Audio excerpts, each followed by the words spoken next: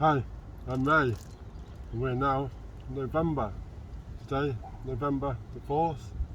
We've had a couple of cold mornings and even had some frost on the south coast yesterday. So we've got to be very careful with the weather. But today, I'm going to check out the Grow Your Own and Kitchen Garden magazines. Now we're in December's issue. We'll have a look and see what we've got in the Christmas editions of Grow Your Own and Kitchen Garden magazine.